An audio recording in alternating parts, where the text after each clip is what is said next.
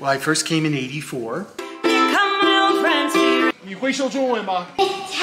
What? What's going on, everyone? Watching Michael Lauscher. Yes, I'm back in the oven of Shanghai.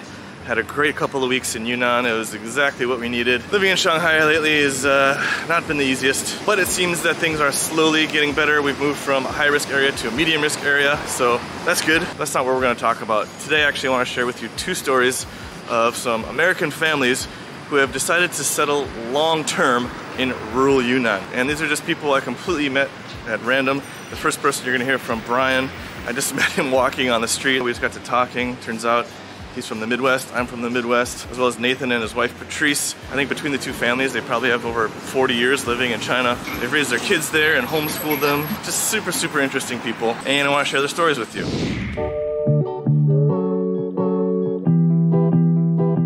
I'm just outside of Dali, Yunnan, in a little village called Xizhou. I'm at a place called the Linden Center, and it's run and owned and operated by an American couple, Brian and Jeannie Linden. So basically, they took this really old building, brought it back to life. It's now a hotel and educational center. I found Brian. We were chatting up at the other facility, and I thought, you know, maybe I should just interview you and you can show us around a bit. Yeah. Thank you. We're two Midwesterners. That's right. Now in rural Yunnan. Yeah. You've been here how long? Well, I first came in '84, and I stayed for 4 years, and then we came back to do these projects in 2004. So we've been back here for 18 years. So in 2004, we sold our house in America. We gave up our jobs. We brought our two boys here. They were 5 and 8. Yeah. And we invested all the money we had in the world, almost $600,000 in restoring that building. Wow. We didn't have a contract. We didn't have any of this stuff. We were being driven solely by passion. I've been in 110 countries. Yeah. This to me represents a global masterpiece. Yeah. We didn't have an architect on this. We worked solely with the local people and local builders.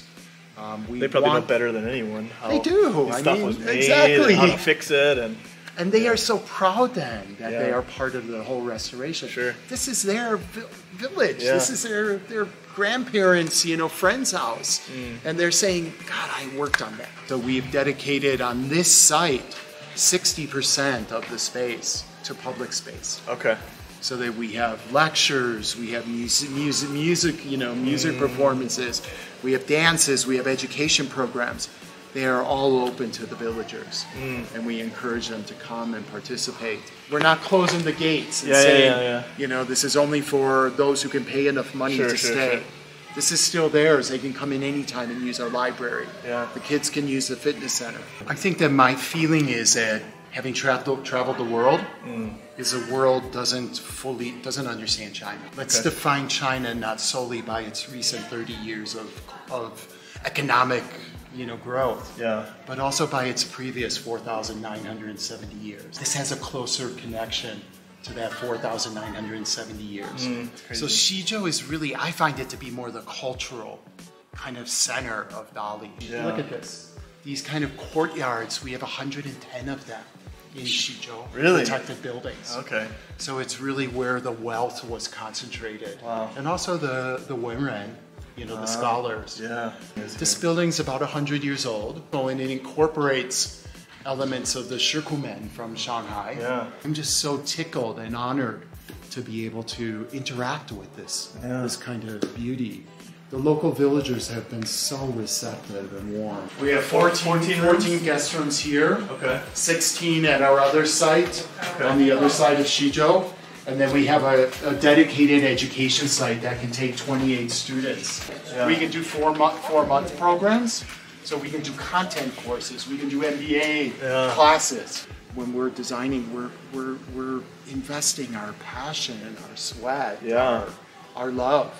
And I think that this is not just a job then. Because you guys get your hands dirty and I'm always getting dirty. That's why I can never have any nice clothes because they get ruined after a day or two. 你会说中文吗？对呀。真的吗？我真正的我不可能不会说中文。所以你是不是奥特曼？你是谁？奥特曼。我们来这旅游的。我就是这里的老板，最好美国朋友之一。Yeah, super cool, super interesting. Thank you so much for showing me around. So we made it to Shangri-La. Good news, bad news. Bad news is the hotel we booked actually is full tonight. We walked around and found this place. A little bit more expensive, but the atmosphere is so cool. I love it. We just walked in and they're super nice and they gave us this tea. This is ginger tea. It looks like coffee. And I'm not kidding you. It's the best tea I've ever had in my life.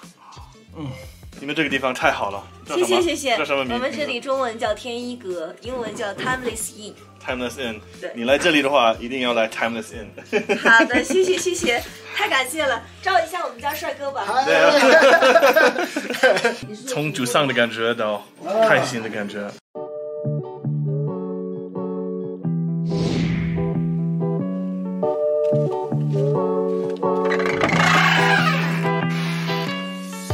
So I'm here at Red Hill Bed and Breakfast. They do have amazing breakfast, I will say. And I am with Patrice and Nathan, aka Lei Feng. And 我们是老乡.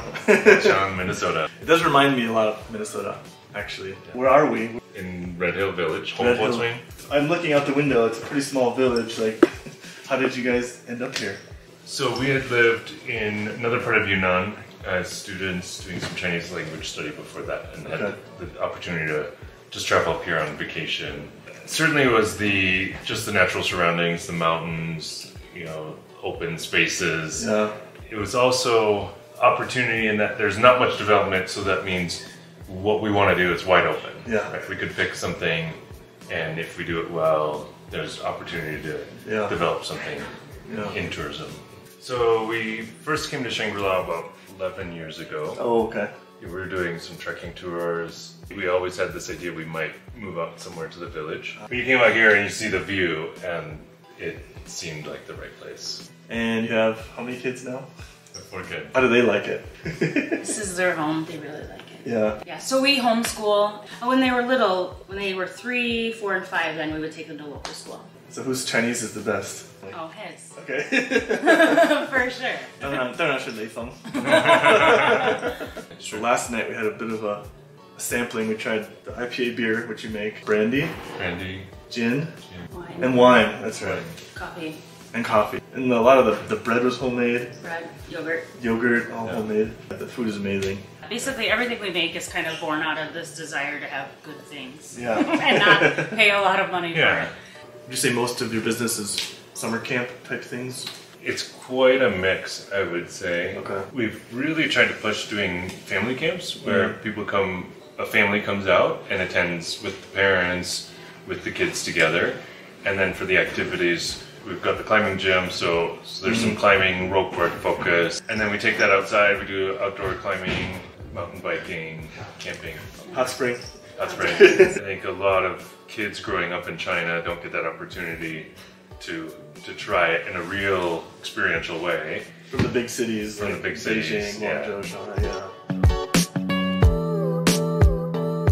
So I heard you're a singer? Yeah.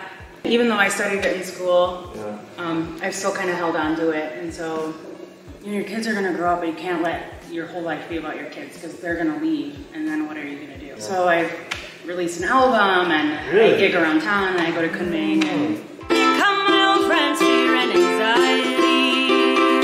They're trusty and sure, and they will find me. Is that an original song? Yeah. What's your name? Hosanna. Hosanna. How old are you? 11. 11. Do you like living out here? Yes. Why? Because it's beautiful. And she's a great climber, so she gets to climb. Wow.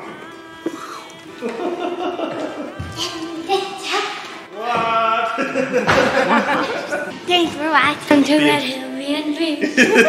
Well, thank you so much for having us. Yeah, thanks for coming. We had a great time. Yeah, you guys really need to come check it out. Stay safe. Stay happy. Stay healthy. 我是麦克老师，下次再见。Far too low.